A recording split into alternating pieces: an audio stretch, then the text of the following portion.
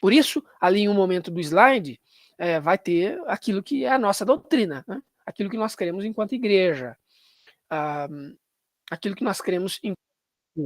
E como eu disse, o foco maior não é nem tanto a definição da doutrina, mas é mais uma apologia, né? Uma defesa da doutrina, frente a 10 argumentos que os pagãos usam contra essa doutrina tão importante, a qual define se tu és um cristão ou se tu és aí um pagão, né?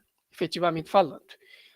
Bom, então, a minha máquina ela está travando um pouco, então vai haver um delay em alguns momentos aqui, tá?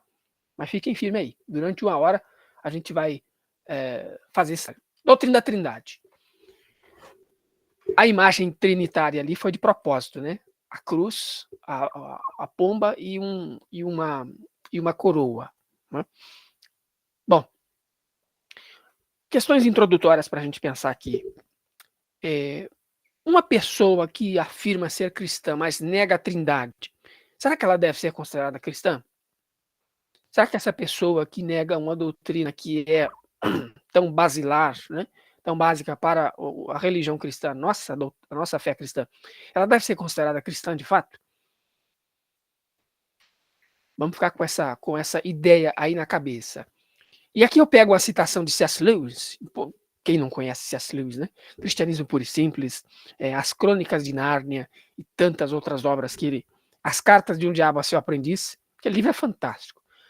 Mas ele traz uma frase aqui, no que eu extraí do Cristianismo Puro e Simples, que vai ajudar a gente aqui a ir formando algumas ideias. E a frase é essa, vejam. A realidade, com efeito, é algo que ninguém poderia adivinhar. Esse é um dos motivos pelo qual acredito no cristianismo. É uma religião que ninguém poderia adivinhar. Tem uma tradução que usa aqui a palavra inventar. Eu prefiro a palavra inventar. Se ela nos oferecesse o tipo de universo que esperaríamos encontrar, eu acharia que ela havia sido inventada pelo homem. Porém, a religião cristã não é nada daquilo que esperávamos.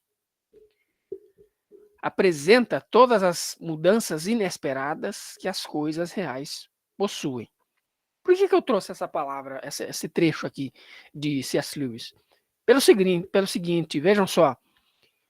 Será que o escopo daquilo que a nossa fé cristã apresenta seria algo inventado pelo homem? Não é interessante isso que ele coloca aqui? A realidade tão simples a qual as religiões colocam, né, ela está de acordo com a revelação?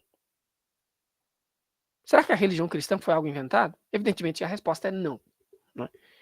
E é justamente, aí vem o ponto seguinte, que é justamente ao pensar sobre quem é Deus e o que é Deus, é que nós vamos nos deparar com algumas limitações.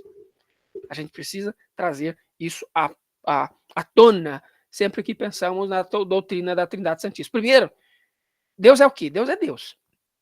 Mas Deus, por definição, é único e superior a tudo mais que existe. Deus é acima de tudo. Deus é uma máxima tão grande, tão absoluta, tão imensa, que nós somos o quê? Limitados até em pensar e descrever a quem ele é. Por isso que nós somos dependentes da revelação. Então, veja, se pudéssemos entendê-lo por nós mesmos, seríamos maiores que ele e ele não seria digno do título de Deus. Concorda comigo? Imagine você. Se eu e você pudéssemos entender Deus em sua plenitude, ou seja, em todos os seus detalhes, né? Aconteceria duas coisas. A primeira é o que foi posto ali, é que nós seríamos maior do que Deus. Se você conseguisse entender Deus completamente, né, em suas minúcias, em seus detalhes, você seria maior do que Deus. Ou, no mínimo, você seria igual a ele. Por isso que você consegue entendê-lo completamente. E se isso fosse uma verdade, Deus não seria mais Deus. Nós seríamos iguais a Deus. Ou nós seríamos maiores a Deus. E, em terceiro lugar, porque Deus é Deus, não podemos. E ele se explicou claramente nas Escrituras. Somos criaturas e dependemos dele. Qual é o ponto aqui para nós? Sem a revelação, nós não temos acesso à pessoa de Deus. Nós não temos nem ideia de como pensar a respeito de Deus se não for na revelação. Mas o que é a revelação? A que eu me refiro? A Bíblia, né? Bíblia Sagrada. Toda vez que nós usamos o termo revelação, não referindo-nos ao dom aqui, mas ao ato de Deus se revelar. É porque ele é tão grande, é porque ele é imenso, é porque ele é... Veja, o nosso vocabulário é pequeno, né? É pobre para descrever Deus. É por causa de tudo isso, né, de nossa pequenez, que se Deus não se fizesse revelar, ninguém o conheceria. Ninguém o conheceria. Então vejam só. E qual é o caminho que nós vamos seguir aqui nessa nossa brevíssima consideração sobre a doutrina da Trindade? Primeiro, a Escritura, a doutrina revelada, e por último, que é o que nós vamos talvez gastar mais tempo, que vai ser a apologética, a doutrina defendida. Não é? Esse é o caminho que nós vamos seguir. E o que é que diz a nossa doutrina? Eu ouvi alguma coisa, acho que alguém quer falar alguma coisa? Deixa eu voltar aqui. Não, acho que não. E o que é que a nossa doutrina diz a respeito da Trindade? Agora eu tenho que voltar lá para o slide. Deixa eu ver aqui. Opa. Doutor, o que é que nossa doutrina diz a respeito da Trindade? Segundo ponto de fé e doutrina, diz assim: nós queremos, isso aqui vocês já sabem de cor salteado. Nós cremos que há um só Deus, vivente e verdadeiro, eterno e de infinito poder, criador de todas as coisas, em cuja unidade estão o Pai, o Filho e o Espírito Santo. Então, para alguém que deseja saber o que é que a doutrina da congregação definitivamente crê, está aqui posto, né? O que é a doutrina, o que é que a congregação acredita sobre a doutrina da Trindade? Ela está aqui, né? E aqueles que estão ainda em nosso meio, mas efetivamente não entender a doutrina da Trindade, devem, em primeiro momento, fazer o quê? Ver o que é a doutrina da igreja, né? E essa doutrina da igreja também serve de alerta para aqueles que estão em pecado de heresia em nosso meio, né? Volta e meia você ouve alguém aí que realmente está em um pecado de heresia. Essa pessoa precisa ser exortada quanto à doutrina que a igreja crê. E se ela está em uma posição digamos que de ministério, né? Aí é um caso também que deve ser levado com um pouco mais de consideração, até com um petit comité, com aquela pessoa. Mas notem vocês, nós cremos em um só Deus. Quantos deuses existem? Um só. E aí o ponto de doutrina, ele passa a definir quem é esse Deus. Ainda que usando poucos verbetes, poucas palavras, né? Deus é o quê? Ele é vivente, ele é verdadeiro, ele é eterno, ele é de infinito poder e ele é criador de todas as coisas. Aqui são a série de atributos divinos que pertencem somente a Deus. Mas veja que esse Deus, que ele é uno, não é? Que ele é um só, porque não existe outra divindade, não existe outro Deus. Ele também, em sua unidade, não é? Estão o Pai, o Filho e o Espírito Santo. Vejam que o verbo estar está conjugado à terceira do plural. Portanto, nós temos mais de uma pessoa aqui. O Pai, o Filho e o Espírito Santo. Bom, aí a gente vai desenvolver isso daí, né? Vamos definir o que é a doutrina da Trindade? A doutrina definida. Nós vimos aqui no Porto Doutrina que só existe um Deus. Quantos deuses existem? Um só, não tem dois, não tem três, não tem quatro. Eu estava em um contexto familiar, certa vez, e alguém conversava com outra pessoa e dizia assim, não, mas a fulana quer que eu vou na igreja dela, mas ela não quer vir na minha, né? E aí uma pessoa que é de um contexto fora do cristianismo respondeu assim, sabe por que ela faz isso? Porque o Deus dela é melhor do que o seu. É claro que eu continuei ali, comendo o que eu estava comendo, aquele belíssimo churrasco, né? Churrasco delicioso, e continuei, né, fazendo minhas coisas e não vi o desdobramento da conversa. Só peguei aquele fio da conversa ali. Mas o fato é que alguém dizia o seguinte, olha, ela não quer ter comunhão contigo porque não acredita que o seu Deus é verdadeiro. Eu, evidentemente, que conhecendo aquele contexto, eu sabia que, de fato, não poderia ter comunhão mesmo, porque, de fato, os deuses ali em questão não eram o mesmo. Então, a nossa fé cristã assume que existe só um Deus. O Deus único existe como três pessoas distintas. Isso aqui é uma definição do que é a doutrina da Trindade. O Deus único existe como três pessoas distintas: o Pai, o Filho e o Espírito Santo, que sempre existem e compartilham exatamente as mesmas habilidades que definem o que significa ser Deus. Percebem isso? O que é que define ser Deus? A definição daquilo que é Deus é compartilhado pelo Pai, pelo Filho e pelo Espírito Santo. Quem eles são é baseado em seu relacionamento um com o outro. Então há unidade entre eles, embora nenhum seja o outro. Vejam, apesar de nós termos feito essa definição, é necessário voltarmos àquele ponto lá no início, que ele precisa ficar na nossa cabeça. Há uma limitação nossa, enquanto criaturas, ao pensarmos sobre quem Deus é. E alguns termos se destacam aqui, vejam. Pessoa, distinto, unidade. O que é isso? Que coisas são essas? Né? Pessoa, distinto, unidade. O que seria isso? Quando usamos aqui a palavra pessoa, algo que tem vontade e mente própria. Somente uma pessoa tem vontade, né? Tem mente própria. Aqui eu preciso dizer o seguinte: a razão pela qual a palavra pessoa é usada para descrever Deus como Pai, como Filho e como Espírito Santo é que cada um exibe atributos de personalidade. Percebem isso? Não é um corpo de carne e ossos. Não, aliás, não em um corpo de carne e ossos, mas em personalidade. O que é uma pessoa? O que define uma pessoa?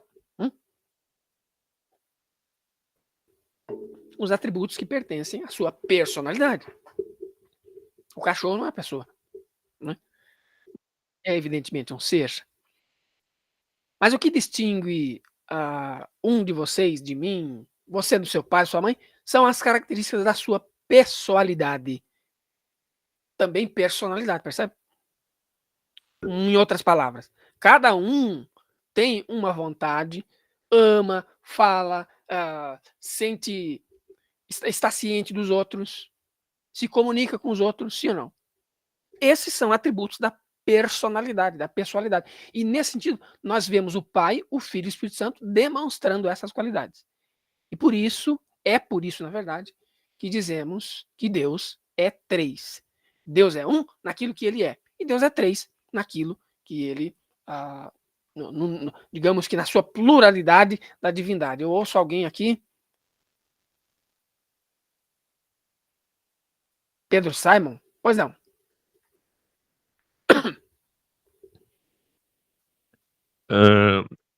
Boa tarde, paz. Consegue me Paz ouvir? Deus. Amém. Então, eu tinha uma dúvida em relação. É mais uma pergunta mesmo, não é duvidando em si da nossa fé cristã, não é? Mas eu não sei se o senhor já teve outras aulas antes dessa, se o senhor já lecionou outras aulas antes dessa, que eu queria perguntar acerca, porque o senhor falou que nós cristãos, né, nós defendemos e acreditamos que só existe um Deus, né? E a aula é acerca da Trindade, etc. Então eu queria perguntar ao senhor, não sei se o senhor tratou de aulas anteriores nisso, de assuntos mais fundamentais.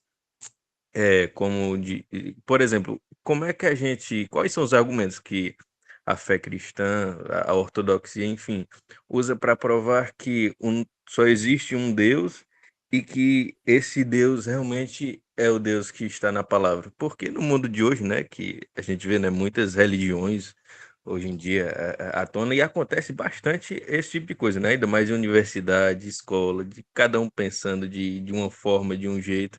Então, quais são os argumentos assim que defendem essa parte da apologética, de que só há um Deus e que ele é o nosso?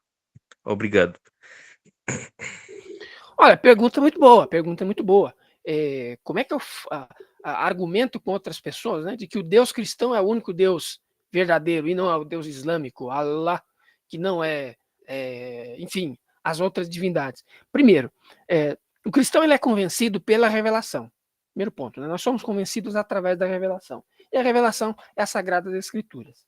Evidentemente que o pagão, ele não crê nas Sagradas Escrituras. E aí a apologética, ela tem vários caminhos. Um deles é o argumento a partir da historicidade da fé cristã, né?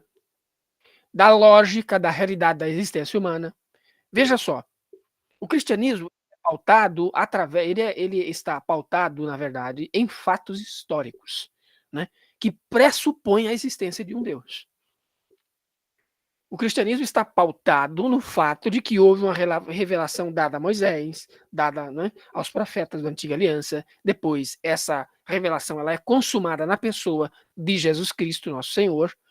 Este ser, que é o Verbo divino, que é a segunda pessoa da Trindade, ele existiu. E aí nós temos uma série de elementos históricos e arqueológicos que não existem no Islã, que não existem no Candomblé, que não existem na Umbanda, que não existem no budismo, no shintoísmo e assim nos ismos da existência. De outra maneira também, a própria existência, ela exige, aí nós podemos pensar no chamado design inteligente. Na verdade, para responder isso aí, a gente realmente tem que ter uma reunião inteira, mas eu estou tentando resumir o máximo possível, para dizer que a fé cristã, era baseada em fatos. Evidentemente que aqui nós temos um problema, que é comum a todas as religiões. O quê? Que toda religião, ela lida com aspectos que são da fé.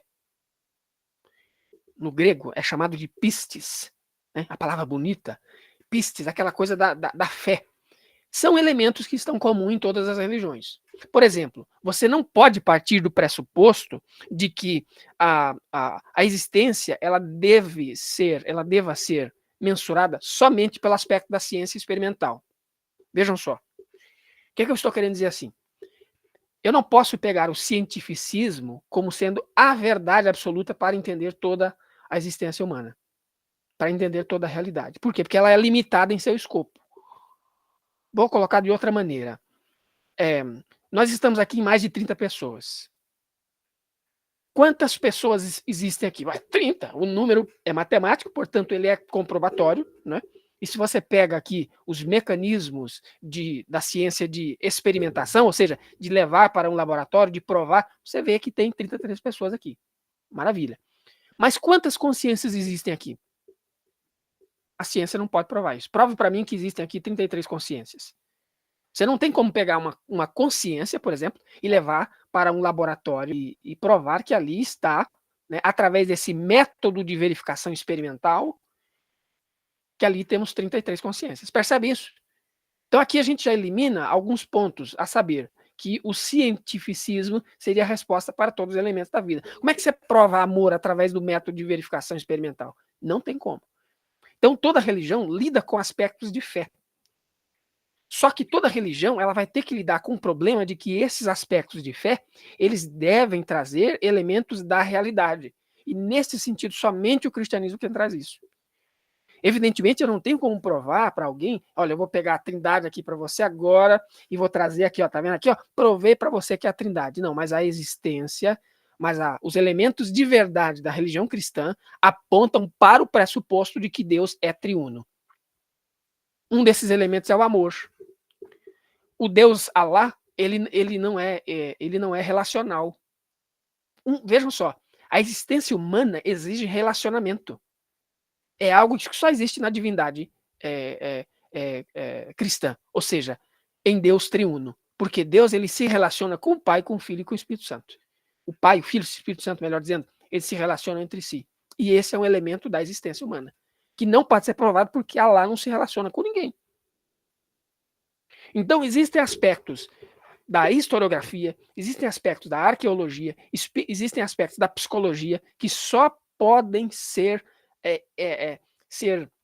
só podem fazer sentido para a realidade se forem na religião cristã. Nenhuma religião tem isso aí. Então, assim, irmão Pedro Simon, assim, eu tentei resumir o mais possível, uma série de argumentos que a gente vai pensando assim, né? É muita coisa. Mas foi uma excelente pergunta. Deus te abençoe pela pergunta, eu agradeço, inclusive, e vamos anotar aí para a gente ter uma reunião, inclusive, só sobre isso aí. Não sei se respondeu suficientemente tudo isso, mas deu mais ou menos uma pista, né? De que nós temos várias áreas da existência que podem apontar para a veracidade da fé cristã, em detrimento de outras religiões. Com certeza. Muito obrigado, viu, professor, por responder a pergunta.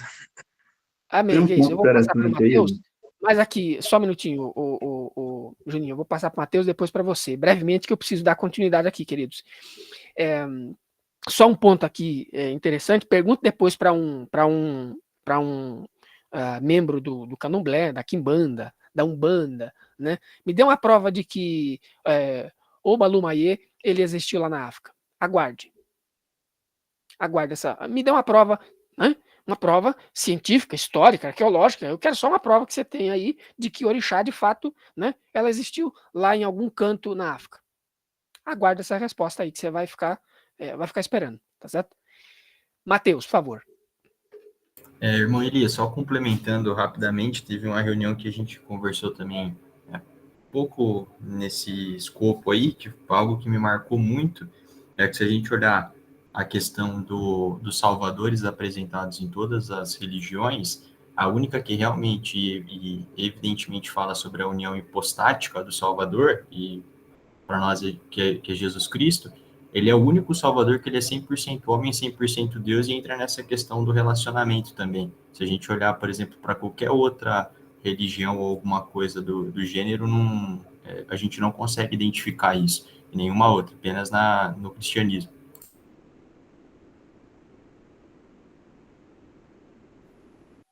Excelente, excelente contribuição. É isso aí, é mais um elemento também, né? Juninho, por favor.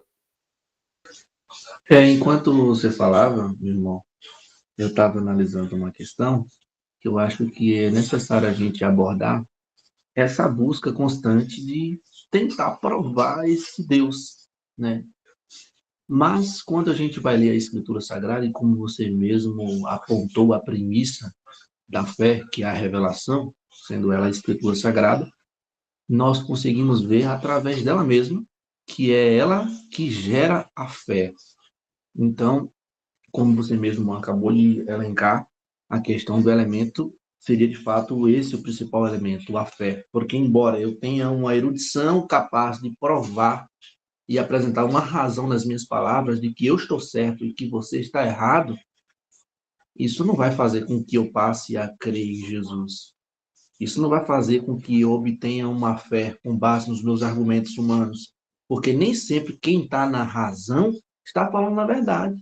Às vezes estão aqui duas pessoas debatendo, a pessoa que está defendendo um posicionamento correto não tem uma capacidade para expor essa verdade e conseguir destruir o argumento herético da outra pessoa. Mas isso não faz com que a pessoa que está defendendo a heresia se torne certa e a pessoa que está defendendo a forma correta da escritura esteja errada.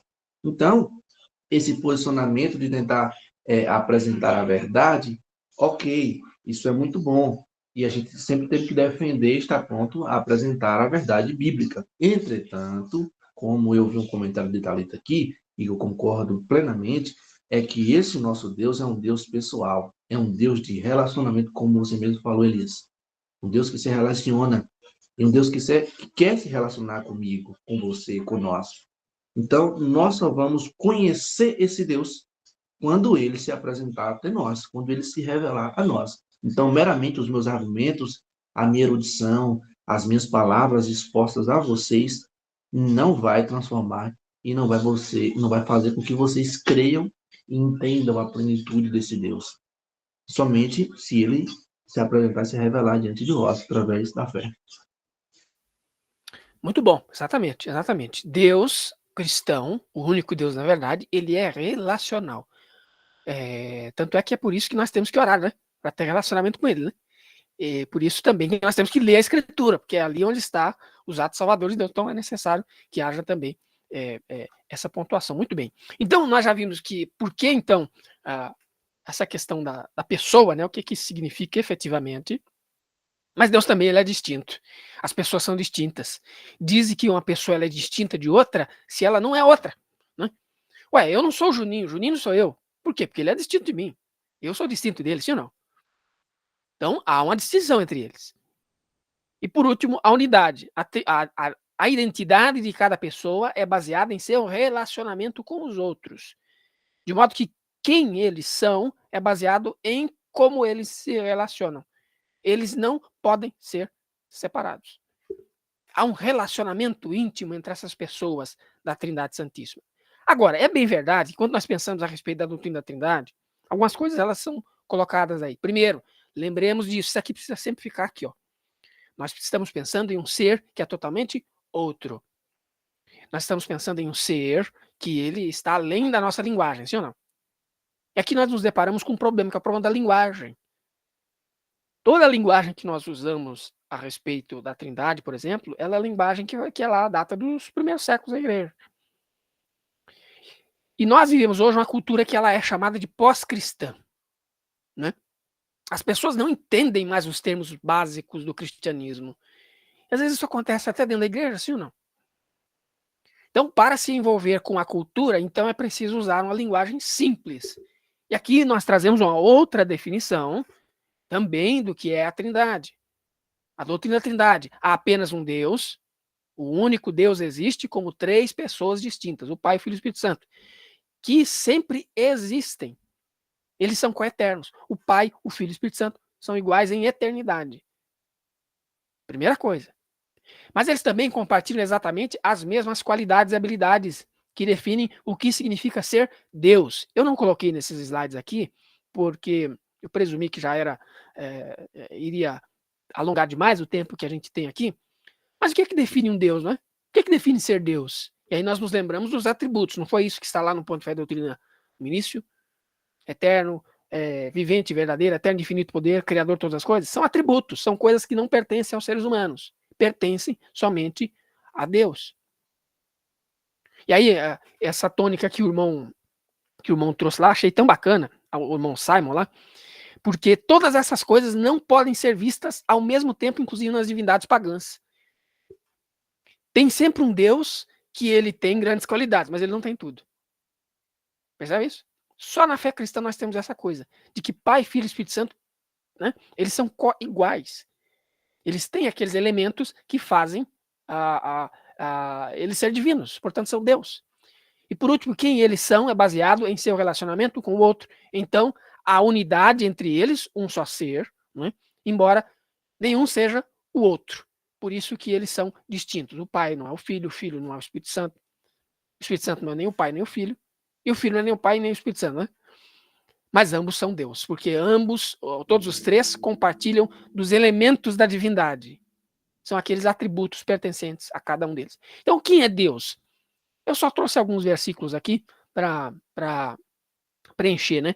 Vejam lá. Verdade, Salmo 117:2, Jeremias 10:10, luz, 1 João 1:5, amor, invisível, não tem corpo humano, ele não muda, é sem limites, é muito amoroso. Todos esses são elementos da divindade. Essa palavra não nos necessita espanto. Não, mas peraí, a palavra divindade é usada no contexto dos pagãos. Nada, lá em Colossenses diz, porque nele habita a plenitude da divindade. Porque nele habita o quê? Os elementos que tornam-lhe Deus. Porque nele, Jesus Cristo habita, ou seja, ele é aquele que traz, pertence a ele, aqueles atributos que pertencem ao Pai, ao Filho e ao Espírito Santo. Em termos técnicos, tá? Isso aqui é chamado de trindade ontológica. Tá? Existe a trindade ontológica e trindade econômica. São termos que, ainda que técnicos, nos ajudam a entender um pouquinho disso. Porque o Pai é diferente do Filho e diferente do Espírito Santo. São pessoas diferentes. E na economia da salvação, ambos têm papéis, digamos assim, diferentes. Mas na sua essência, naquilo que são, ambos compartilham a mesma essência, que é ser Deus. Por isso, Deus, ele é trindade. Deus é trindade. Agora vamos pensar sobre a Escritura, a doutrina revelada. Como é que a Escritura ela revela essas coisas aqui para nós? Veja, uma afirmação tácita da fé cristã é que Deus é um. Sim ou não? Isso historicamente é chamado de monoteísmo. Lá em Deuteronômio 6, 4 e 5, o chamado Shema, né? Dos hebreus, ouve, ó Israel, o Senhor, nosso Deus, é o único Senhor. Amarás o Senhor teu Deus de todo o teu coração e de toda a tua alma e de todas as tuas forças. Quantos deuses existem? Um só. Não é? Então, o monoteísmo, o fato de que Deus ele é um só, é uma máxima na nossa fé cristã. Não existem outros deuses. Não existem outros deuses. E Jesus, ele cita o Shema e ensina que ele é verdadeiro. Marcos 12, 29 e 30, o que é que diz lá? O mais importante é, ouve, Israel, o Senhor nosso Deus, o Senhor é um. Amarás o Senhor teu Deus de todo o teu coração, com toda a tua alma, com toda a tua mente, com todas as tuas forças. O Senhor Jesus Cristo ele está reivindicando aqui, olha, Deus é um só, viu? Não existe essa coisa de mais um Deus.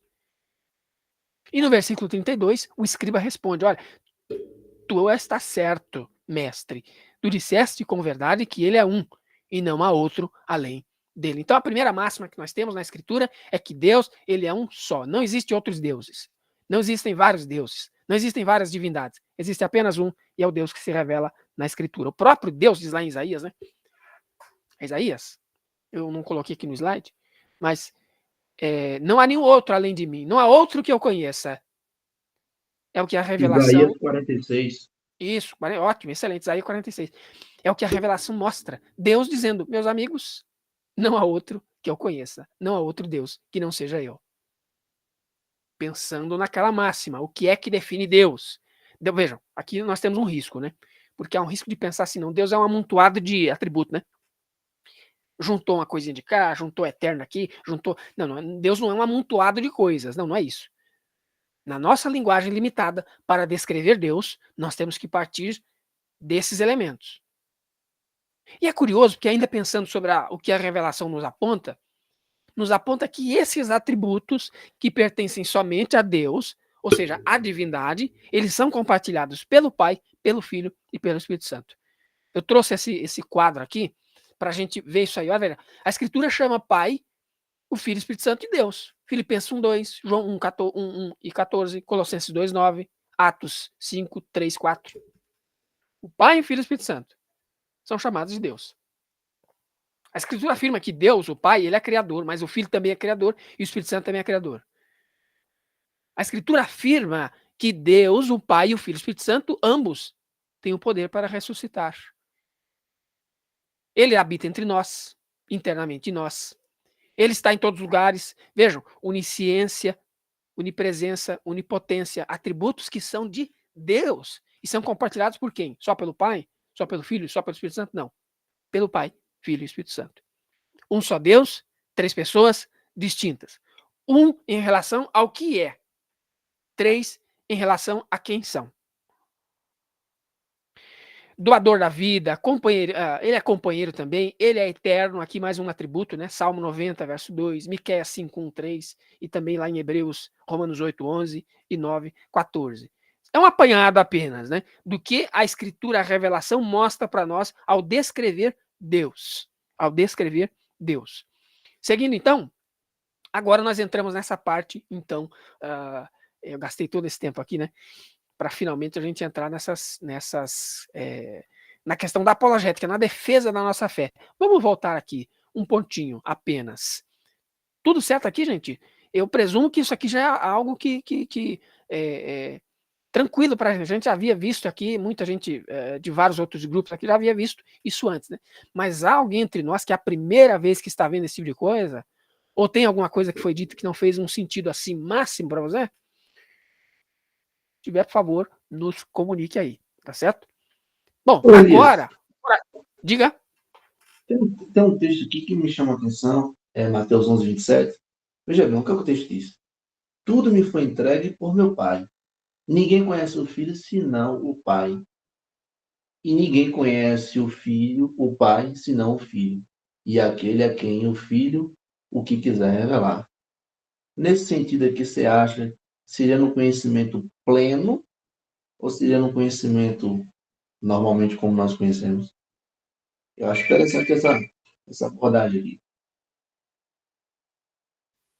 O texto é lá de Mateus 11:27. Eu acho que eu peguei essa. Eu acho que essa daí eu peguei. Deixa eu ver. Ó. Eu não sei se essa. Eu não sei se é porque eu separei 10 perguntas. Se eu não me engano, acho que uma delas está ali. Jesus não pode ser Deus porque não significa que Deus mudou. Não, não é isso. Jesus não pode ser Deus porque ele não sabia todas as coisas. Dormiu, cresceu em sabedoria. Disse que o Pai é maior do que ele. É esse texto, né? Isso. Tá, então essa daí é uma pergunta que nós vamos responder lá no item de número 9. Tá? Número 8. Então daqui a pouco a gente chega nessa bomba aí. Vamos tentar resolver esse trem. Com a revelação, sempre, né? Com a revelação. Aí a gente não faz nada que seja, evidentemente, fora da revelação. Sem revelação, você não tem como saber Deus, conhecer Deus. Sem revelação, você não tem como se chegar até Deus, né? Então, nós somos totalmente dependentes da revelação. Então, a primeira questão que nos é colocada aqui, é a pergunta que muitas vezes é levantada por seitas. Vejam bem, aqui eu estou usando a palavra seita, não no sentido depreciativo de quem quer que seja, porque há pessoas que são de religiões pagãs, né, de religiões supostamente cristãs, e são dignas no seu andar, né, na sua vida, nos seus tratos sociais. Ok. No entanto, nós estamos usando aqui a terminologia seita do ponto de vista patrístico, do ponto de vista teológico dos primeiros pais da igreja, de que é aquela doutrina, né, que separa um grupo do cristianismo. Uma seita, portanto, não crê nas doutrinas fundamentais da fé cristã. Portanto, nega-se a doutrina da Trindade Santíssima. Várias religiões são postas aqui. O Islã é uma religião pagã, né?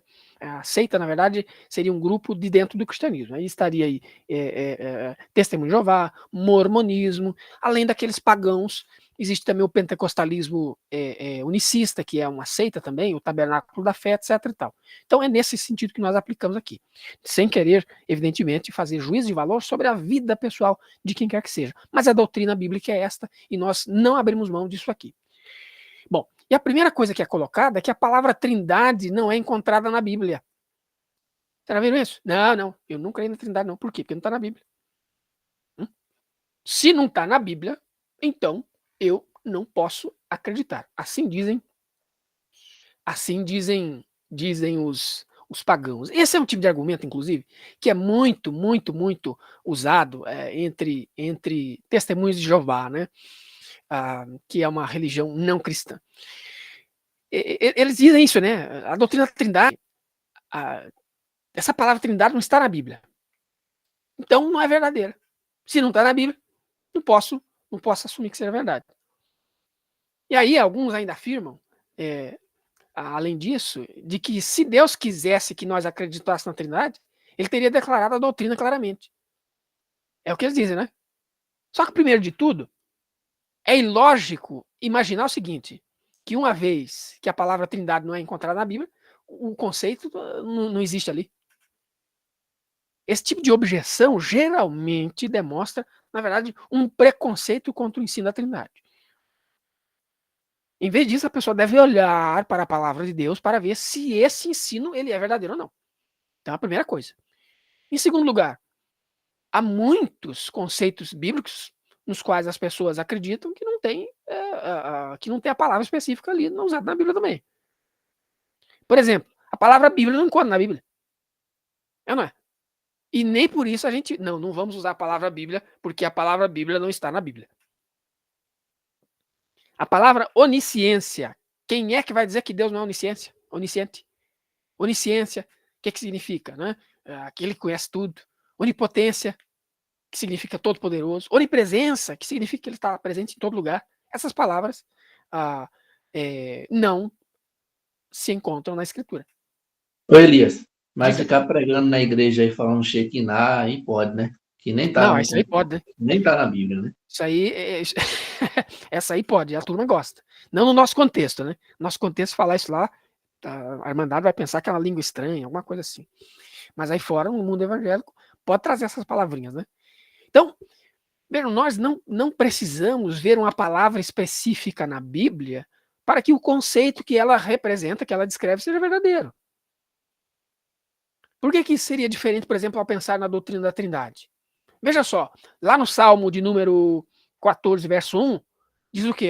O tolo em seu coração diz não a Deus. Gente, o que é isso aí? Ateísmo. Não, a Bíblia não usa essa palavra ateísmo, mas o conceito está ali. Sim ou não? O Salmo 139 também, a palavra divindade, que significa qualidade divina, ou caráter divino, né? Só vai aparecer, na verdade, uma vez lá em Colossenses, né? Por isso que não deve nos causar espanto. Quer um outro termo que nós usamos como cristãos e não está na Bíblia? E faz todo sentido usar? A palavra encarnação. Quem lê João capítulo 1, verso 1 e verso 14, vai ver que no princípio, era o verbo e o verbo estava com Deus e o verbo era Deus. Ué, Depois, lá no verso 14, vai dizer que ele se fez homem como nós. Essa doutrina é o que? É a encarnação. É chamada de encarnação do verbo. Inclusive, Atanásio, ele, a salvo engano, foi Atanásio, que ele escreve sobre a encarnação do verbo. É um termo que não está na Bíblia, mas faz todo sentido com a doutrina bíblica. Veja só, um outro termo que a gente usou aqui. Nós não falamos agora há pouco de Isaías 43:10? Não há outro Deus que eu conheça. Isso é o quê? Monoteísmo. Monoteísmo é o ensino de que há apenas um Deus. É um ensino que está na Bíblia, mas não usa essa palavra. Então, assim, são alguns termos, né? São alguns termos que dão esse reforço para nós de que dizer que não é verdade a doutrina, porque a palavra Trindade não está na Bíblia, é um argumento inválido. Né? Não é um argumento que faça justiça ao que de fato diz a revelação. A segunda questão que é levantada pelas religiões pagãs veja, e pelas seitas, não há nenhum versículo na Bíblia que ensina a Trindade. Já viram isso? Eles falam assim, não há nenhum versículo na Bíblia aí que explique, que fale, né, da doutrina da Trindade e tudo. Mais uma vez, isso é um tipo de ideia que realmente não faz justiça ao que a própria revelação diz. Pelo seguinte, primeiro de tudo, a doutrina da Trindade, ela é sistematicamente alcançada. Lembremos da nossa limitação aqui, enquanto seres humanos estamos diante da revelação, e aí nós examinamos a revelação. Como é que alguém chega à doutrina da Trindade? Examinando a Escritura, examinando a revelação. A doutrina da Trindade, ela é sistematicamente alcançada. Você só alcança quando você olha a revelação de forma completa.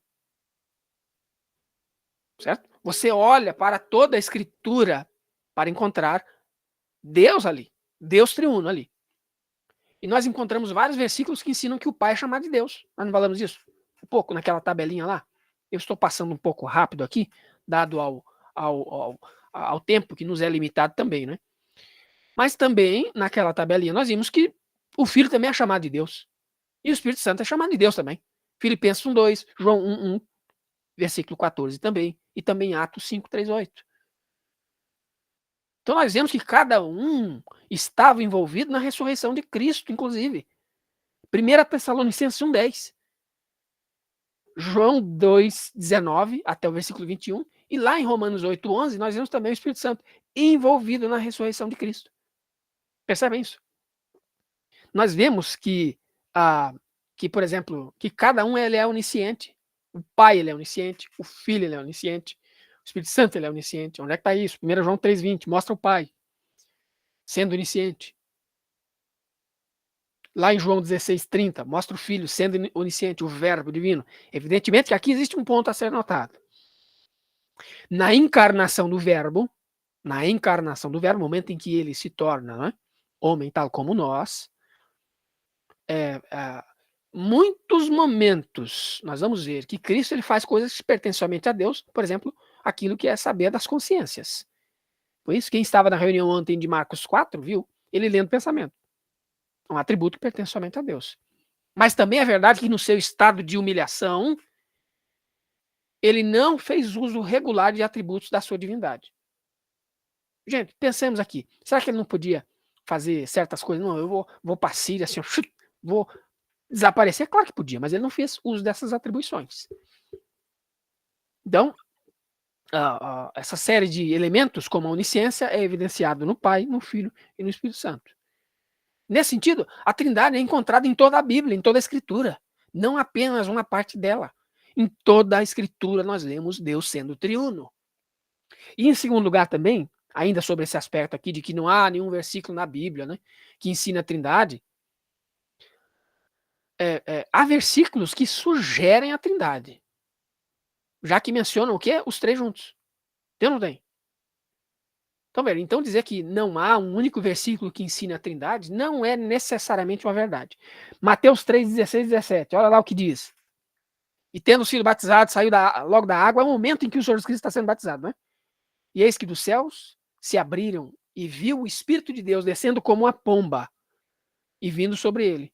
E eis que uma voz dos céus dizia: este é o meu filho amado, em quem me compraz. Gente, a Trindade está aqui, sim ou não? Nós temos ali o Pai do céu falando: olha, o meu filho amado está aí. Ó. Nós vemos o Filho sendo batizado e o Espírito Santo vindo como não uma pomba. Né? É bem verdade que durante a Idade Média,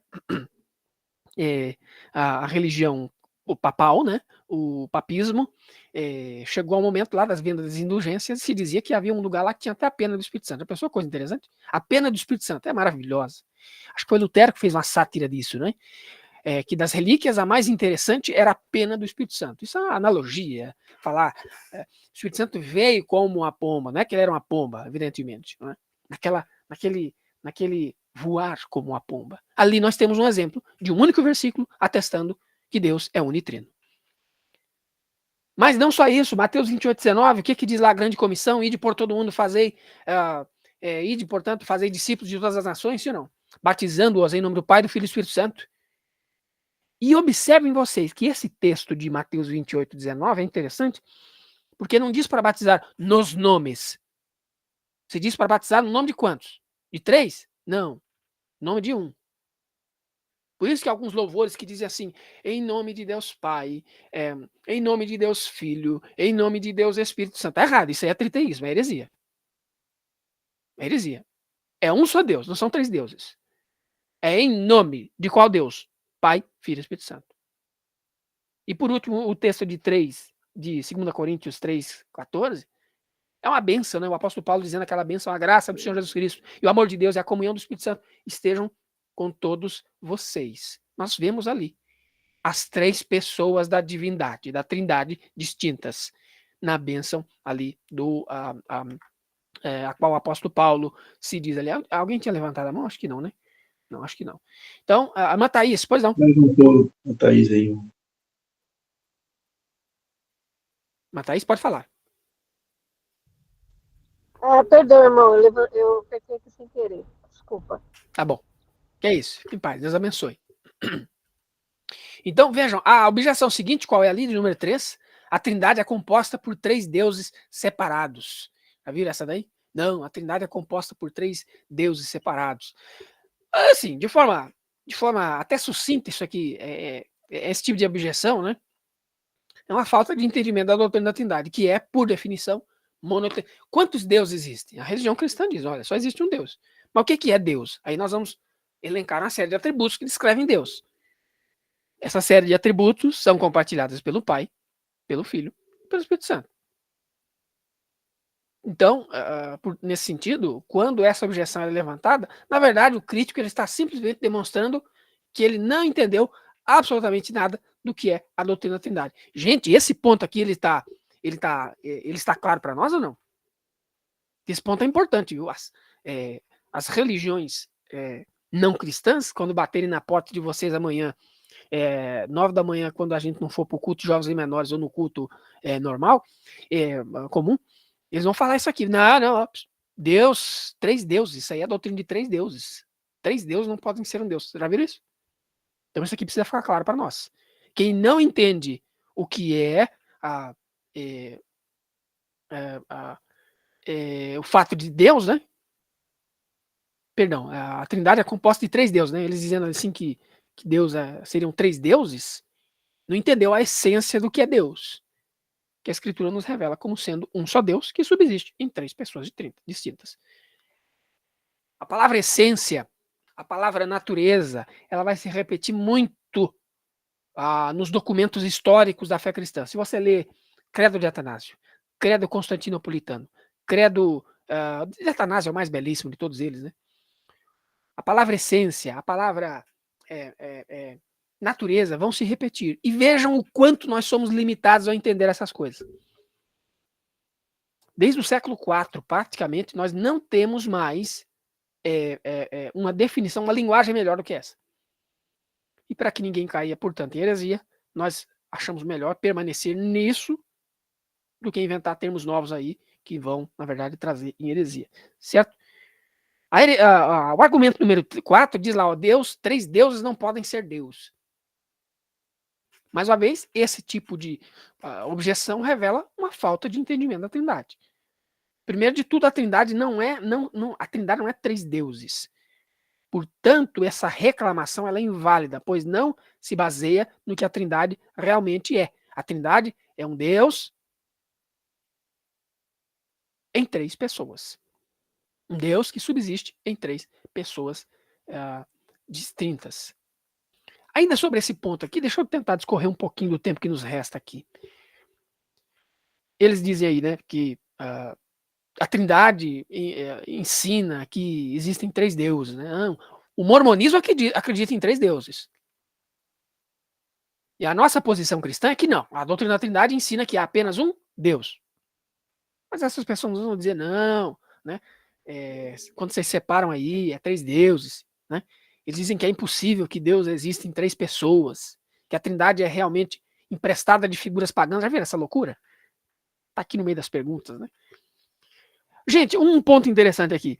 Quando um pagão falar isso para você, peça para ele onde é o livro que ele leu isso aí. Peça fontes. Onde é que você leu? Interessante o que você está falando, então, que a doutrina nossa cristã da Trindade foi extraída do contexto do paganismo. Interessante. Qual livro que você tem aí da... Não, eu ouvi falar. É sempre assim. Eles sempre ouviram falar. Eles nunca leram nada. Não existe nenhuma doutrina antiga que seja doutrina da Trindade. Então, o problema com essa crítica é que ela nega a natureza da doutrina, percebe? Primeiro de tudo, o trinitarianismo, por definição, nega que haja mais de um Deus. Nós negamos que exista mais de um Deus. Nós negamos que exista outros que tenha o que tem no Pai, no Filho e no Espírito Santo. Outros que tenham em si aquilo que somente o Pai, o Filho e o Espírito Santo têm. Isso é a doutrina de monoteísmo. Monoteísmo. Segundo lugar, há uma palavra usada para descrever uma unidade de 3 deuses separados. É a palavra tríade. Sabia disso? A palavra tríade é quando existem 3 deuses separados. A tríade não é a Trindade. 3 deuses separados, eles não têm a mesma essência que um tem no outro. Que um e o outro tem. Exatamente, na verdade, o que acredita o mormonismo. O mormonismo acredita exatamente nisso aqui, uma tríade, né? 3 deuses separados. A doutrina da Trindade não é isso. A doutrina da Trindade é que é um Deus em 3 pessoas distintas. A tríade acredita em politeísmo. Lembram lá daquele Monte Olimpo, né? Da mitologia grega? É isso aqui. Não tem nada a ver com a doutrina cristã da Trindade. Ainda é importante pensar também sobre esse ponto de que há uma razão lógica, que na verdade não existe nenhuma razão lógica para negar a possibilidade de 3 pessoas possam existir em um Deus. Testemunho de Jeová, mormonismo, né? Eles não gostam. Eles podem não gostar disso aqui, mas não é uma impossibilidade lógica. Vamos pensar um pouco? Porque Deus ele é infinitamente complexo. A gente já viu isso aqui desde o início, né? E nós não podemos entender a sua vastidão sem nem simplesmente afirmar que ele não pode existir em 3 pessoas. Em vez disso, nós deveríamos o que? Olhar para a Bíblia, né, para ver o que é que ela diz sobre Deus e ver se a Trindade é ensinada. É isso que a gente faz. Então, os estudiosos da Bíblia, os teólogos, né, eles admitem que a palavra pessoa não é, lembra daquilo que a gente falou sobre a limitação da linguagem, inclusive, não é a palavra perfeita para usar, porque ele carrega consigo uma ideia de indivíduos, que são seres diferentes, percebe isso? Mas é com isso que nós estamos familiarizados. E esse é um problema em usar o termo pessoa ao descrever o Pai, o Filho e o Espírito Santo. Mas é isso que devemos usar quando vemos que quando a Bíblia fala do Pai, do Filho e do Espírito Santo, cada um é chamado de Deus. Cada um fala e cada um tem uma vontade, um é diferente do outro. Né? Então não existe verbete, outra palavra que seja superior a essa. Eles existem, o Pai, o Filho e o Espírito Santo, eles exibem atributos de personalidade. Alguém fala assim, como a Testemunho de Jeová, dizendo que não, o Espírito Santo é um vento de Deus, né? É um vento de Deus e tudo. Mas como é que um vento ele pode ter emoção, né? Não entristeçais o Espírito do Senhor, não entristeçais o Espírito Santo. Ué, como é que você vai entristecer um vento? Faz sentido isso? Então, ao descrever o que nós observamos, somos forçados a usar palavras com as quais nós estamos familiarizados. É por isso que pessoa é exatamente uma dessas palavras que nós usamos.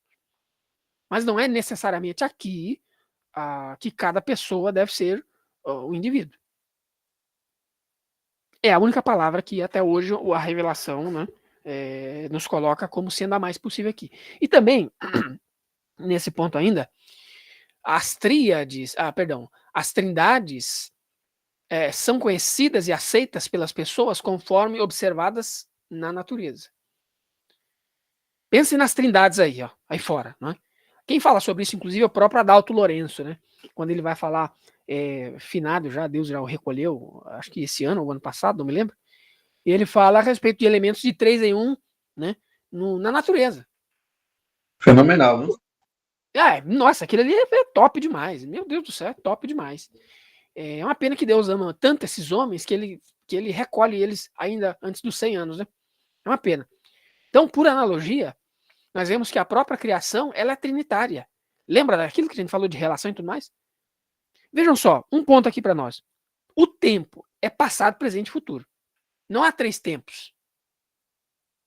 Cada parte do tempo, de todo o tempo, é por natureza do tempo. Mas não há 3 tempos, há um só. O Elias, Quantos tempos existe? Um só. inclusive, ele começa introduzindo com uma visão filosófica, se utilizando de um artista e tal. Aí ele vai falar que Deus aplicou na criação características de si mesmo. Aí é Sim, interessante, é interessante exato. demais. Exato. Pense em outro aspecto, ainda pensando, trazendo esse gancho de Adalto aqui para a nossa conversa. O espaço. O espaço que ele é altura, ele é largura, ele é profundidade, né? A matéria é sólida, ela é líquida, ela é gasosa. Sim ou não? Então a Bíblia diz que os atributos invisíveis de Deus, eles são revelados na criação. Já pensaram nisso? Lá em Romanos 1:20. Porque os seus atributos invisíveis desde a criação do mundo e o seu eterno poder e divindade têm sido vistos claramente, sendo percebidos por meio das coisas criadas, de forma que eles são inexcusáveis. Gente, quando nós pensamos nesses elementos aqui da natureza, nós estamos pensando nisso aqui que está lá em Romanos 1:20. Os atributos de Deus são visíveis também na natureza. Seus atributos invisíveis. Percebem isso? Então, quando os críticos da doutrina da Trindade dizem que ele realmente ensinam, dizem assim que nós estamos ensinando 3 deuses, nós cremos em 3 deuses, eles demonstram a sua total falta de entendimento da doutrina. Eles não entenderam a doutrina. E eles propositalmente, ou talvez até por erro, eu acredito que irmãos nossos que estão na igreja e não meditaram sobre isso, eles pecam por erro mesmo, né? De forma material, mas nunca de forma formal. A heresia aqui ela é material, mas não formal. Então, eles os heréticos eles fazem isso de propósito, não entenderam a doutrina, e por isso eles erram, né? E confundem com o que não é a doutrina que nós estamos dizendo. A doutrina da Trindade nega e se opõe à ideia de que há mais de um Deus. Então, por isso, por definição, nós cremos em um só Deus, e não várias divindades e por aí adiante. Bom, vamos à questão seguinte, que nosso tempo está acabando. A questão 5ª ali, né? A questão número 6, na verdade, o ponto número 6, dizendo ali que a Trindade ela é ilógica. As Testemunhas de Jeová e outras religiões pagãs, os pentecostais unicistas, que é uma seita também, Tabernáculo da Fé, e tantos outros, vão usar esse tipo de argumento assim, né? Dizendo que a Trindade ela não é lógica. Não há razão lógica para que a Trindade não possa ser uma possibilidade, como nós colocamos aí. Uma analogia seria o tempo, aquilo que nós falamos aqui um pouco. O tempo é passado, presente, futuro, e nem por isso é uma contradição. Cada aspecto do tempo não é outro senão natureza do quê? Do mesmo tempo. É o tempo. Né? Se o tempo pode ser assim, por que Deus não pode ser, então, da mesma forma? Aquele que é o criador de tudo, inclusive. Agora, é bom perguntar ao crítico qual premissa lógica existe que proíbe a existência de Deus como sendo 3 pessoas. De onde que você tira essa premissa lógica? Pergunte ao crítico, ao herético. Se eles afirmam que isso simplesmente não pode acontecer, Ué, então tudo o que estão oferecendo é a sua opinião, sem um fato da razão, inclusive. Onde você extraiu isso aí que Deus não pode ser assim? E, na verdade, há um ponto interessante a gente pensar aqui, porque, no final das contas, essas religiões pagãs e aceitas que negam a doutrina da Trindade, elas caem no racionalismo. Não no racionalismo filosófico, mas no racionalismo de que Deus ele precisa se encaixar aqui, ó, na minha caixinha. Se Deus não for encaixado nessa caixinha, então, portanto, ele não é Deus. Eles limitam a Deus, eles limitam a revelação. Na verdade, eles nem olham para a revelação em si, não é? Deixa eu correr um pouquinho. O que é que diz ali o ponto 6, 7? A Trindade é uma ideia pagã. Nós não vimos isso aí, né? Não, dizer que a Trindade é uma ideia pagã, né? Olha, mais uma vez, traga aí a fonte histórica. Onde você leu isso aqui? Qual que foi mas tem a Mitra, não sei o que. Tudo bem, amigo, eu quero que você me traga o documento. Dizer que é uma ideia pagã não a torna pagã. Primeira coisa. Muitos desses críticos alegam que a doutrina da Trindade copiou coisa do paganismo. Já viram isso? Se você colocar na internet aí, você tem ex-cristão, apóstata, você vai ter, não, isso aí é doutrina pagã, né? Isso aí é citado lá nas religiões, né? Que falam de tríade, etc. E tal. Mas é uma bobagem, porque uma tríade são 3 deuses separados. A Trindade é um Deus e não 3 deuses. Eles não são os mesmos. Portanto, a afirmação é infundada, não tem base histórica, não tem base nem lógica e nem argumentativa, porque eles desprezam o argumento da Trindade. Em segundo lugar, além disso, embora houvesse outras culturas com divindades de tríade, não de trindade, de tríade, isso não significa que o cristianismo tenha tomado emprestado essa ideia deles. Coloque isso aqui na mesa de conversação com um pagão a próxima vez que ele negar a Trindade. Qual é a base de Trindade em outra religião? Qual é o livro, qual é a citação que você tem que mostra a Trindade em outra religião? Não existe. A Trindade ela é encontrada no Antigo Testamento também. E aí nós vamos ter que ter uma reunião só para isso aqui, mas não é o momento hoje. Eu preciso correr, porque o nosso tempo já está esgotando. Muitos versículos do Antigo Testamento que contêm referências plurais de um único Deus. Não é o que nós vemos lá em Gênesis 1:1? Façamos o homem à nossa imagem, à nossa semelhança? Não é possível. Ele estava conversando aquilo com os anjos.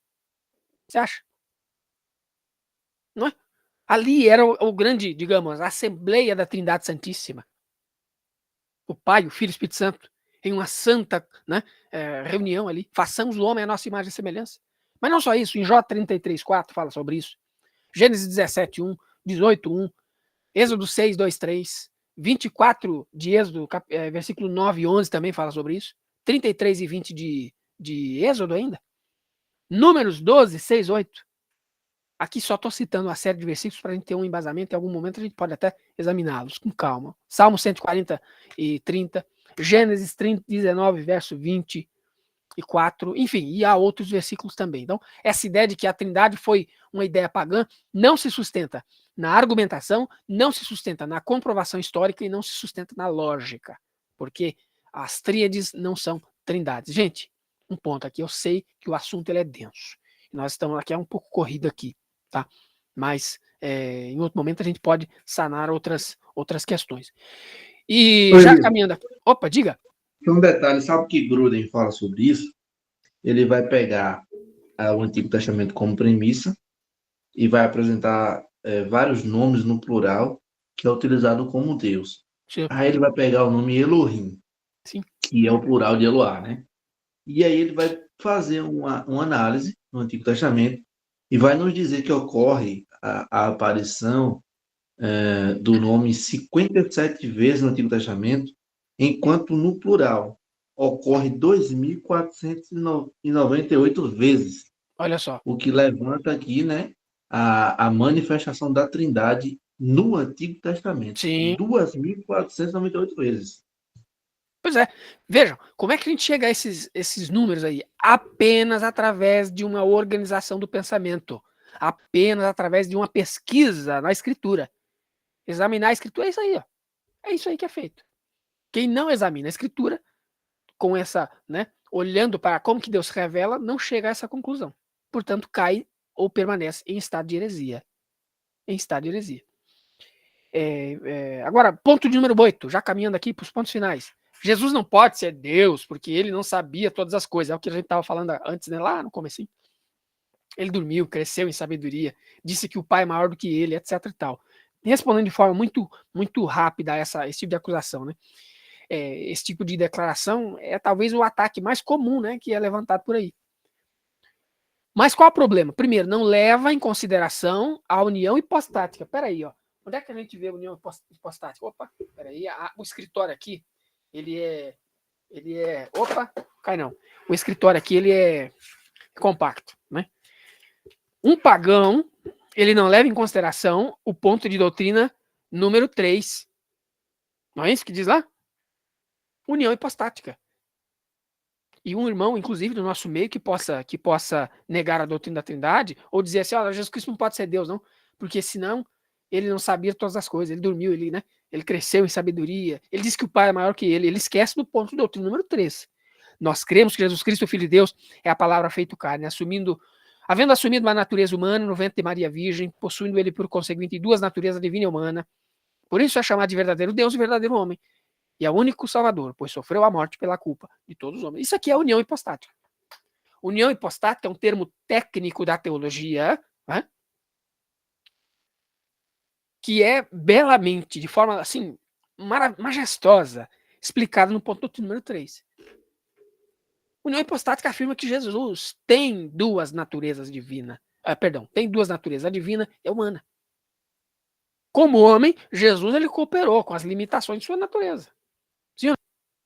Ele foi feito menor, nesse sentido de ser feito ali, né, na encarnação, né, porque o ser humano é menor que os anjos. Sim ou não?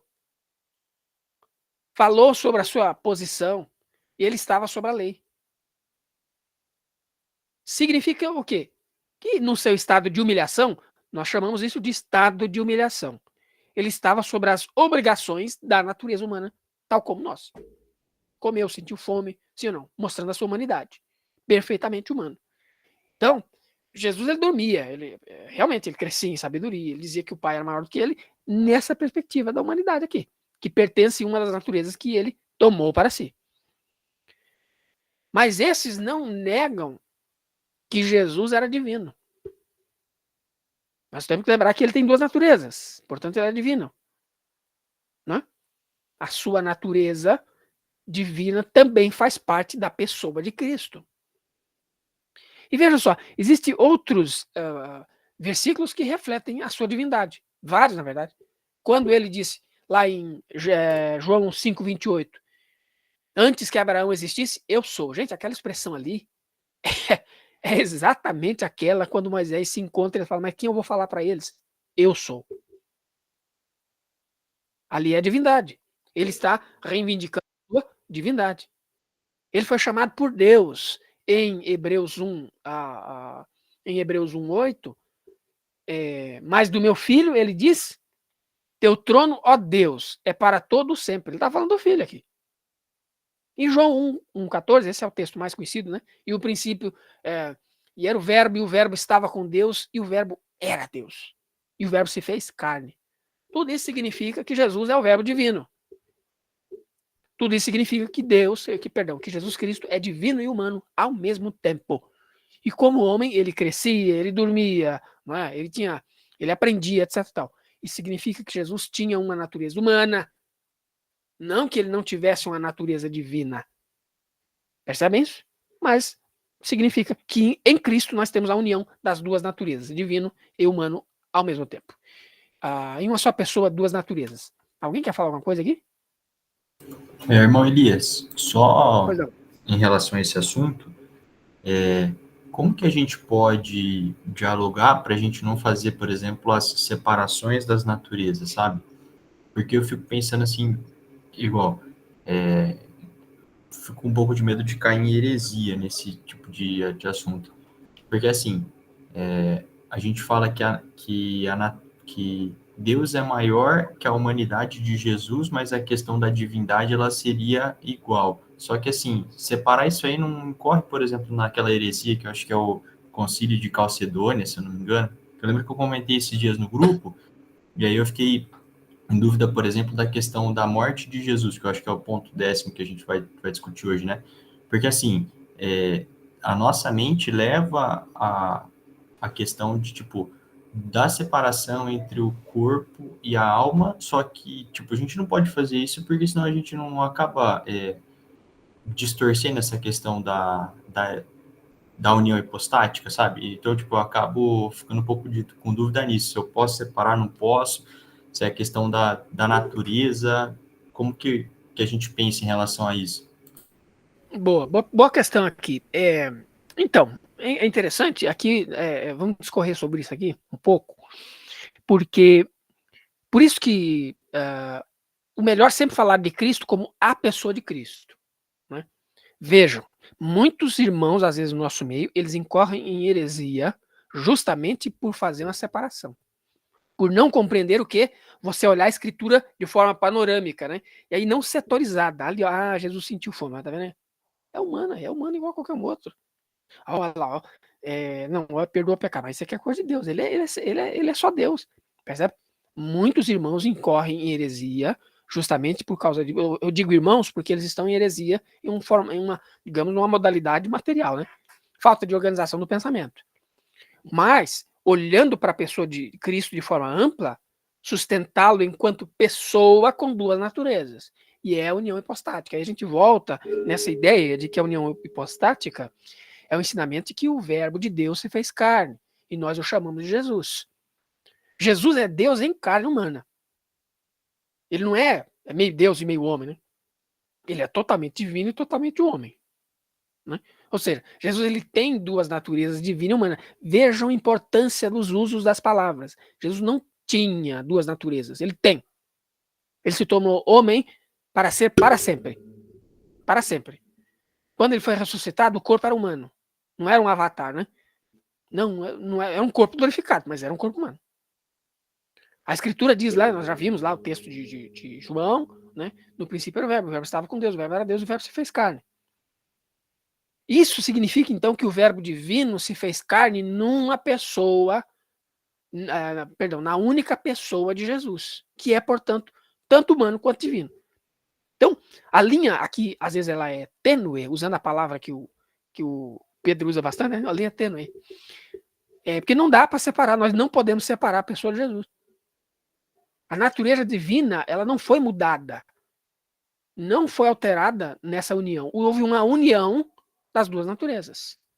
Né? Em vez disso, a natureza divina do santo verbo permaneceu como ele é. E agora ele chama para si, ele traz para si uma natureza humana. Então, o segredo realmente é nunca separar as pessoas. As pessoas, a heresia aí, né?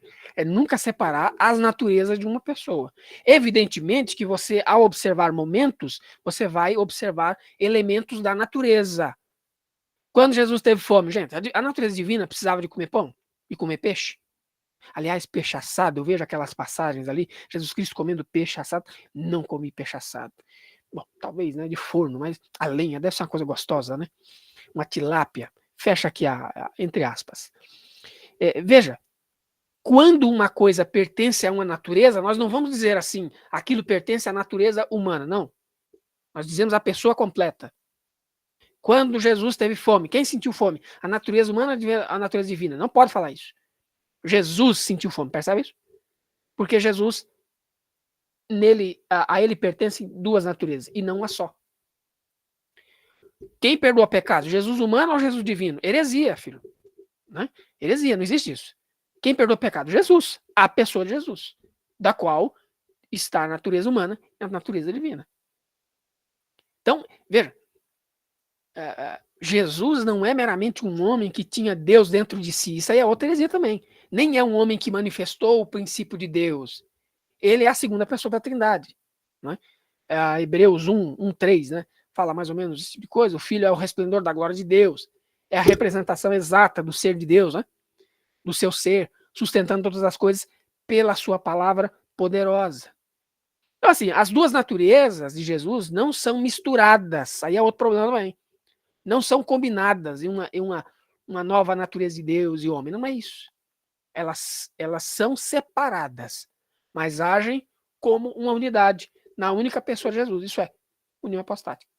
E nesse sentido também, a encarnação de Jesus foi feito por um tempo menor que os anjos. Ele foi por um tempo naquele estado de humilhação, né? Ele foi por um tempo naquele estado de humilhação menor que os anjos. Sob a lei, nesse sentido de estar também sob a lei, na mesma elementos que nós aqui, nas mesmas condições, né? Sobre as mesmas regras humanas, digamos assim, né? Então isso significa o quê? Que Jesus ele cooperou com as limitações do ser humano, na sua natureza humana. Ele realmente era um homem, e como homem exibia, né, as restrições adequadas da sua natureza humana. Como crescer, comer, etc. Tal. Então, nesse sentido, me alonguei bastante aqui ao que o Mateus está perguntando, mas eu diria o seguinte: aquilo que pertence a uma natureza não pertence a só uma natureza, mas pertence à pessoa completa. Quem sentiu fome? A natureza humana, a natureza divina? Jesus. Quem perdoa pecados? A natureza divina ou a natureza humana? Jesus. Aquilo que se deve a... O Weber Campos também fala nessa mesma linguagem, hein? Aquilo que pertence a uma natureza deve ser atribuída não à natureza separada, mas à pessoa completa. É claro que tem um outro elemento que eu não vou ter condição de discorrer aqui, que é, na teologia a gente chama também que é a communicatio idiomatum.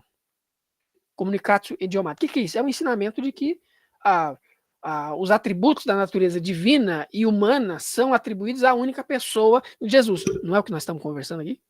É exatamente isso. Há uma comunicação de propriedades, communicatio idiomatum, que é do latim. Né?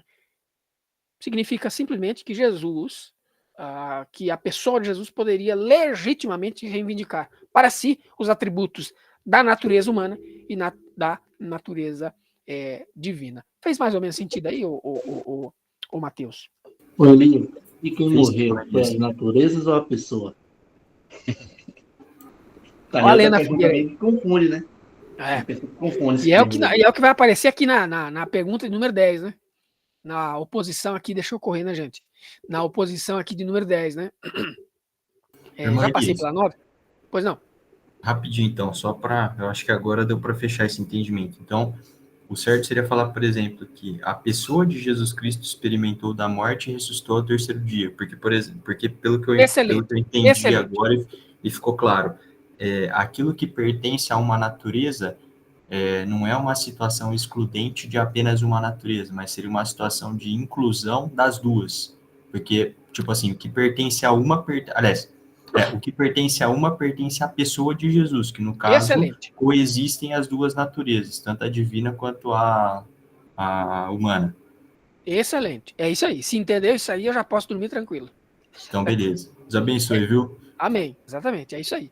Vamos para as últimas duas, caminhando já para os momentos finais, né? A questão 9 que nos é colocada ali, Jesus não pode ser Deus. Eles dizem assim, né? Por ser Deus, porque isso significaria que Deus mudou. Já viram isso? É interessante, não é? Não, porque se Jesus é Deus, ele tomou a natureza para si, humana, tomou um corpo, então ele não pode ser Deus. Olha que coisa, olha que tipo de loucura, não é? De heresia, evidentemente. Aqui, mais uma vez, a doutrina da união hipostática ensina que a natureza divina do verbo não mudou quando ele uniu na única pessoa de Cristo com a natureza humana. Mais uma vez. Né? A união hipostática sustenta que há duas naturezas, divina e humana, né? E, por definição, Deus não pode mudar. No entanto, a Bíblia diz que o verbo era Deus e o verbo se fez carne. Nesse sentido, a natureza da divindade não muda. A natureza da divindade não pode mudar. A natureza divina não mudou quando ele se tornou humano. O segredo aqui é entendermos o quê? Que Cristo ele assumiu a natureza para si. Não é que a natureza assumiu a natureza humana para si, não é? O verbo eterno, tá certo? Permaneceu com a sua natureza divina totalmente intacta. Não houve uma mistura, na verdade a pessoa assumiu para si essa natureza. Novamente, a união hipostática, doutrina do ponto de doutrina número 3, afirma que a única pessoa de Jesus, que na única pessoa há duas naturezas distintas, divina e humana. Portanto, a natureza divina não mudou, não sofreu uma mutação, nada disso. Aquele que é o ser divino, o verbo eterno, ele assumiu para si uma outra natureza. Portanto, ele possui duas naturezas. Então, acho que esse ponto aqui está bem claro para nós. Agora, uma ilustração desse conceito seria a doutrina bíblica do casamento, né, inclusive, onde o homem e a mulher se tornam uma só carne. Mas você é a sua mulher? Você não. Claro que não, né? Embora o homem e a mulher sejam distintos, que eles são separados mesmo, a Bíblia diz que eles são uma só carne. É a doutrina bíblica. O homem e a mulher, eles foram transformados em natureza quando se casaram? Eles deixaram de ser homem e mulher, será? De forma nenhuma, não faz o menor sentido isso. Da mesma maneira, aqui nós entendemos que a natureza divina não muda quando foi unida à humana em uma só pessoa. E por último aqui, a questão número 10, que é levantada aqui, Jesus não pode ser Deus, por isso significaria que Jesus morreu. E Deus não pode morrer. Essa, né, é a última das questões, é muito levantada também. Como é que nós respondemos isso? Nós respondemos de que o sacrifício de Jesus foi divino e humano em natureza. Jesus morreu. Ah, mas foi a natureza. Não, a pessoa de Cristo. Aquilo que nós falamos há pouco. Vejam como a communicatio idiomatum e como a união hipostática nos ajudam a responder essas coisas e a entender também. Mas nós sabemos que Deus não pode morrer, sim ou não? Então, se a natureza divina não morreu, como pode ser dito que o sacrifício de Jesus foi divino em natureza? A resposta é que os atributos da divindade e da humanidade foram atribuídos à pessoa de Jesus. A pessoa de Jesus. Portanto, uma vez que a pessoa de Jesus morreu, sua morte foi de valor infinito, porque os atributos da divindade foram atribuídos à pessoa em sua morte. E aí, mais uma vez, a gente já falou sobre isso, que é a communicatio idiomatum. A communicatio idiomatum. Bom, eu acho que até aqui, ok. Para finalizar, tem um videozinho aqui. Esse videozinho é top, hein? Opa. Certo, Patrick, conte-nos um pouco. Opa, ainda não. Ainda não, Patrick, ainda não. Deixa eu voltar aqui para vocês, que o meu aqui sumiu. Aqui. A minha tela está travada. Eu acredito que o áudio esteja ok aí. O áudio permanece ok. Vamos ver esse videozinho aqui, finalizando então. Gente, eu não estou lendo aqui áudios, eu não estou lendo aqui comentários, alguma coisa. Os ADM, se tiver alguma coisa aí, fala para nós. Mas vamos dar uma olhadinha aqui, nesse videozinho ilustrativo? Vamos ver. Certo, Patrick, conte-nos um pouco mais sobre essa coisa da Trindade. Sim, Patrick, conte-nos. Mas lembre-se de que somos pessoas simples, sem essa sua educação sofisticada, livros e aprendizado. Estamos ouvindo sobre tudo isso pela primeira vez. Então, explique de forma simples, ok, Patrick? Sim, bem simples, Patrick. Claro. Há 3 pessoas da Trindade, o Pai, o Filho e o Espírito Santo. Mas há apenas um Deus. Não entendi o que você está dizendo, Patrick. Também não entendi o que você está dizendo, Patrick. Poderia usar uma analogia, Patrick? Claro, posso sim. A Trindade é como a água. A água pode ser encontrada em 3 formas diferentes: líquido, gelo e vapor. Isso que você está falando é modalismo, Patrick. O quê? Modalismo. Uma antiga heresia confessada por mestres como Noeto e Sabélio, que defende que Deus não é 3 pessoas distintas, mas que ele simplesmente se revela em 3 formas diferentes. Essa heresia foi claramente condenada no Cânone 1 do Primeiro Concílio de Constantinopla, em 381, e aqueles que a confessam não podem ser considerados parte da Igreja Católica. Você pode fazer melhor, se recomponha, Patrick. Certo. Vamos lá. Então a Trindade é como o sol no céu, onde você tem a estrela, a luz e o calor. Oh, Patrick. Vamos lá, Patrick. Isso aí é arianismo, Patrick. Arianismo? Sim, arianismo, Patrick. Uma teologia que afirma que Cristo e o Espírito Santo são criações do Pai e não um em natureza com ele. Exatamente como o calor e a luz não são a estrela em si, mas são meramente criações da estrela. Essa é uma analogia ruim, Patrick. Você é o pior, Patrick. Tudo bem, desculpe. A Trindade é como esse trevo de 3 folhas aqui. Já vou te interromper agora mesmo, Patrick. Sim, calma aí, Patrick. Você está prestes a confessar parcialismo. Parcialismo? Sim, parcialismo. Uma heresia que afirma que o Pai, o Filho e o Espírito Santo não são pessoas distintas da divindade, mas são partes diferentes de Deus, cada uma compondo 1/3 do divino. E quem confessa a heresia do parcialismo? A primeira temporada do desenho animado Voltron, onde 5 carros robôs leões se fundem para formar um robô samurai gigante. Obviamente. Nunca ouvi falar de Voltron. É claro que não. Ele não existirá por mais 1500 anos, Patrick. Sim, siga o programa, Patrick. Sério, Patrick. Vou te dar uma facada na cara, Patrick. Ok, provavelmente foi um pouco demais. Tudo bem, vou tentar de novo. A Trindade é como o mesmo homem pode ser marido, pai e empregador. Modalismo novamente. Tudo bem, então são como as 3 camadas de uma maçã. Parcialismo revisitado. Ótimo. A Trindade é um mistério que não pode ser compreendido pela razão humana, mas é entendido somente por meio da fé e é melhor confessado nas palavras do credo atanasiano, que afirma que adoramos um Deus em Trindade e a Trindade em unidade, sem confundir as pessoas nem dividir a substância, que somos compelidos pela verdade cristã a confessar que cada pessoa distinta é Deus e Senhor, e que a divindade do Pai, do Filho e do Espírito Santo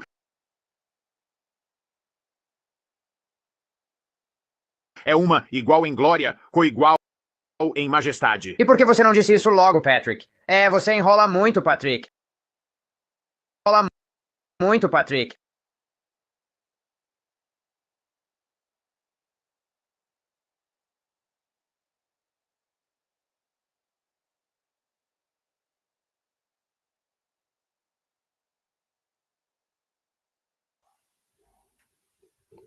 Tá travado. Um minutinho só.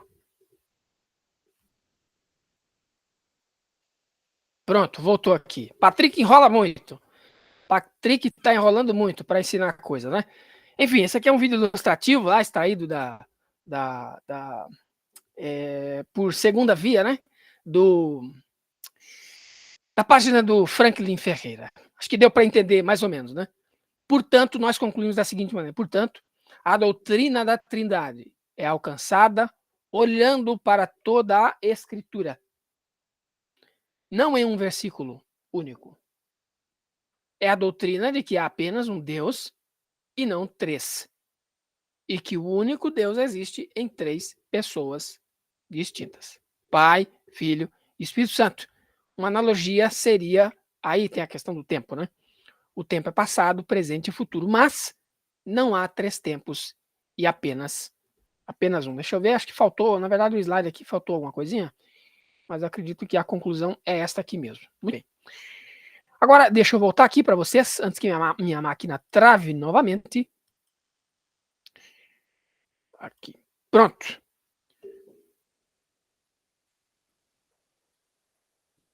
Ok, queridos. Bom, concluído aqui, alguma questão que seja levantada antes que nós encerremos? Ficou suficientemente claro, gente, o que nós estamos tratando ao pensar na pessoa de nosso Senhor, do Deus verdadeiro, a qual se revela na Escritura, e nós, enquanto igreja, confessamos que é a doutrina da Trindade? Enquanto isso, a nossa saudação especial a irmãos que, pelo que me parece, é a primeira vez que foram vistos aqui.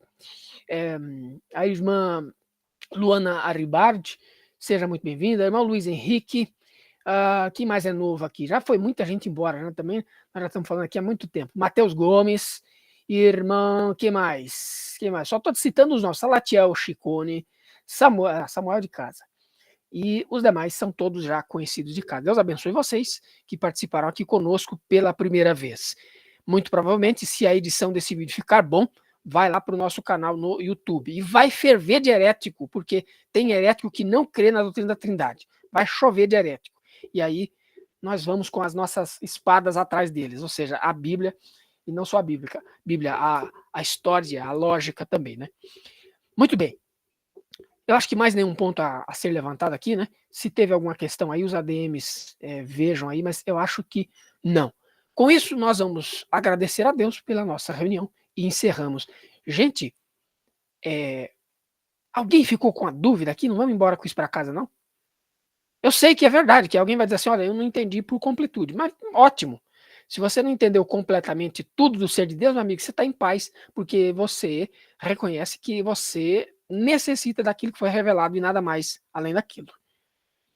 Nós só temos dois caminhos quando se trata da doutrina da Trindade.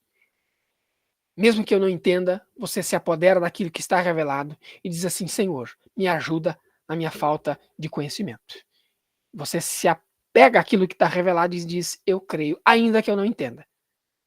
Se você diz assim: olha, isso aí não faz sentido, né? O caminho do racionalismo, isso tem que fazer sentido para mim, tem que fazer sentido, tem que colocar Deus naquela caixinha ali e tudo mais, você cai no pecado de heresia, tal como as Testemunhas de Jeová, as seitas pentecostais unicistas, tal como o mormonismo e outras religiões que negam que Deus é unitrino, conforme revelado na Escritura. Então, para não incorrer em erro, ainda que eu não entenda tudo, eu me aproximo da revelação e digo: Senhor, eu creio, ainda que eu não entenda em seus mínimos detalhes. Amém?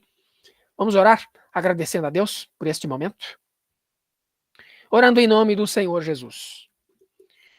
Ó Deus eterno, é no nome de Cristo, nosso único Senhor, o nosso único mediador, que a Ti, ó Pai, nós elevamos a nossa oração neste momento. Nós cremos em Ti, cremos na Tua providência, cremos na Tua mão, cremos que Tu és um único Deus e não há outro além de Ti. Tu já disseste ao profeta Isaías: não há outro que eu conheça. Ó Deus, nós meditamos sobre a revelação de quem Tu és, apesar de nossa pequenez, de nossa limitação, mas nós nos debruçamos naquilo que está revelado nas Sagradas Escrituras. Na Tua palavra, Deus. Ministra, portanto, este ensino ao nosso coração, e que apesar da nossa limitação, que nós podemos nos aproximar de Ti desta maneira, em humildade, dizendo: eu não entendo tudo, mas Deus, eu creio completamente em Ti. Ajuda-nos nesse caminho. Dai-nos realmente o dom da fé, que só vem de Ti. Ó Senhor, dai-nos a capacidade de crer, apesar das dificuldades, sejam elas físicas, sejam elas de caráter intelectual. Nós precisamos crer em Ti como o único Deus verdadeiro e a Cristo a quem Tu enviaste. Ó Deus eterno, por Jesus Cristo, aquele que Tu enviaste de fato e perdoou os nossos pecados através do Seu sacrifício na cruz, nós Te rendemos graça, porque sem Ele nós não poderíamos ser salvos. Então a graça da redenção eterna nos é alcançada através da Sua vida de santificação, da Sua morte e da Sua ressurreição. E por isso nós Te damos graça. Mas nós Te damos graças também por causa do Espírito Santo que foi enviado para que esta certeza da fé nos fosse colocada no coração e também sobre a nossa consciência. Nós Te rendemos graça pelo Espírito Santo, que é aquele que nos sela de uma vez por todas para a vida eterna. E de tal maneira que aqueles que foram selados jamais podem cair desse estado de graça, da qual o Senhor já contemplou antes da consumação dos tempos. Nós Te rendemos graça por esta certeza e por este momento de comunhão com esses amados irmãos. Desperta aqueles que dormem em nosso meio. Oramos pela nossa irmandade pedindo um grande avivamento, uma grande volta às Sagradas Escrituras. Nós cremos que o Senhor pode derramar o Teu Espírito Santo sobre nós. E por isso, como já aconteceu na história, nós pedimos: Senhor, faz mais uma vez isso em nosso meio. Nós imploramos também pela vida daqueles que presidem sobre nós. Ajuda-os, Senhor, dá luz, quebra as amarras do coração de forma irresistível, porque só o Senhor pode. O Senhor pode agir de forma com uma graça especial que é irresistível àqueles que são transformados pelo Teu Santo Espírito. Nós Te imploramos, Deus, ser conosco nisto, dentro da nossa igreja tão amada e tão querida, a qual nós também oramos. Aqueles que sofrem, aqueles que estão em luto, aqueles que estão em aflição, de depressão, de doença, ó Deus, em algum momento lhes dê o alívio com a libertação necessária, que o Seu nome possa ser glorificado através disso também. Nós imploramos em nome de Cristo nosso Senhor. Abençoa o dia desses irmãos, abençoa os interessados nestes ensinos que não são nossos, mas são extraídos da Tua palavra e são conferidos pela história da Tua igreja, este terceiro testamento ao qual nós vivemos. Todas essas coisas nós imploramos, pedindo que o Espírito Santo aperfeiçoe essa oração naquilo que faltou, pois muita coisa faltou. E nós imploramos crendo em nome do Senhor Jesus Cristo, o qual é santo, bendito e eterno, segunda pessoa da Trindade Santíssima. Amém. Amém. Louvado seja o nome do nosso Deus. Irmãos, queridos irmãos amados, Deus abençoe vocês ricamente. Vamos dar o play aqui final, né? Na gravação. Nesse momento, então, ela para de ser gravada. Cadê o trem? Tô conseguindo não, Copelli. Ajuda nós aí. Tô conseguindo parar a gravação não, viu? Copelli tá aí ou já dormiu, meu Deus? Senão vou ter que repetir.